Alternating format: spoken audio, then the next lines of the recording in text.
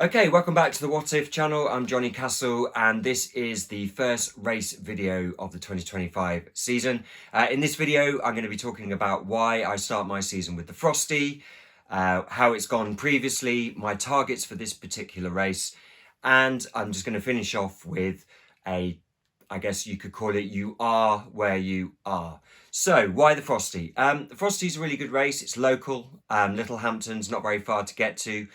It's not a full triathlon. It's an 800-meter swim in a pool with a 10k run on the seafront, so nice and flat. It is cold. It's meant to be about 3 degrees tomorrow. But what's really good about this race is it's really early in the season and it's a good barometer for how the winter training has gone. This particular winter, I have been more committed, focused, and I've done more training than I've ever done before. However, I am going into this race in a slightly different level of preparation. This is now a C race, and what I mean by that is that as a season, if you've got quite a few races in there, what you want to try and do is break them up into A, Bs and Cs. Generally with a C race, you don't really taper, you just train and you use it as training. A B race, you will taper. A B race for me this season will be a qualifier for like the European Championships or the World Championships.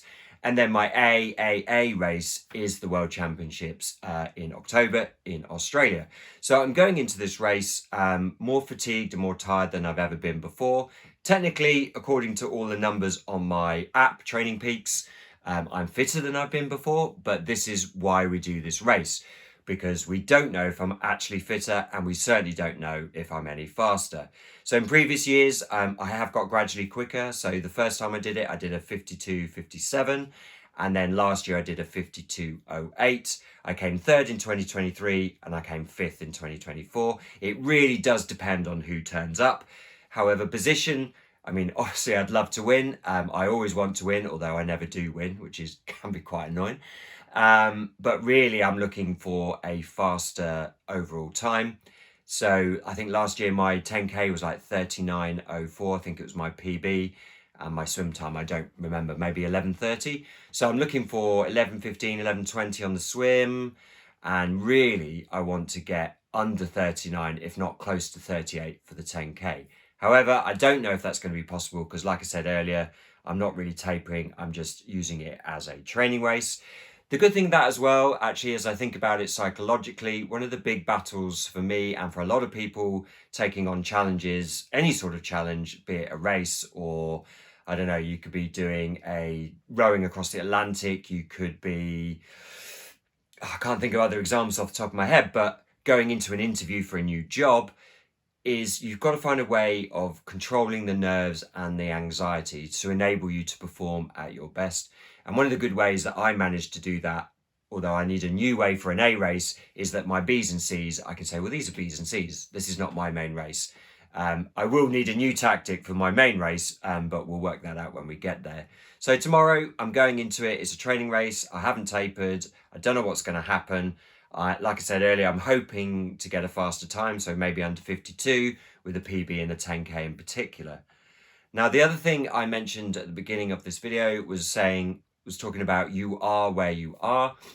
And I think what's really good about this race, and something I say to a lot of the athletes that I coach, is you just got to accept where you are. It is what it is. Now, that it's okay to be disappointed about that and be frustrated with it, but it is a reality, and it's good to know where your baseline is. Now, the thing you've got to do is, once you find out that baseline, is it's okay to be disappointed, but you mustn't dwell on that disappointment. You then need to go, okay, it is what it is. I am where I am. How do I get to the next step? How do I take the next step to move forward? And so what I would say to you is, or anyone who's watching this video, don't be afraid to find out where you are, be that in your savings or where you are in your career or any other sort of challenge you're taking on. If it's disappointing or not what you hoped for or what you expected, that's okay, be disappointed. But then the next step is dealing with that disappointment and taking it to the next level. So for example, tomorrow for me could be an absolute disaster. I could have a terrible 10k and I could have a terrible swim and I could come outside the top 10. It's very, very possible. I can guarantee you I'll be super disappointed and really annoyed about it. But The next day, what I'll do is I'll get up and go, right, I need to work on my run. I need to work on my swim. There's more work to be done, because really this race is my baseline and it's not what I'm actually aiming for. And what I'm aiming for is the World Championships in October. So if you're setting a baseline for a challenge you're pursuing, that's your baseline. You can't be a hero in all your training sessions, in all your races.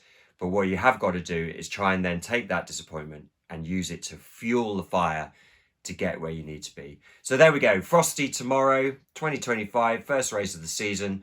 Hoping to come in the top 3, hoping for a sub 50-minute overall time. We'll see what happens. I'll report back. And yeah, thanks for watching. This is Johnny Castle and this is the What If channel.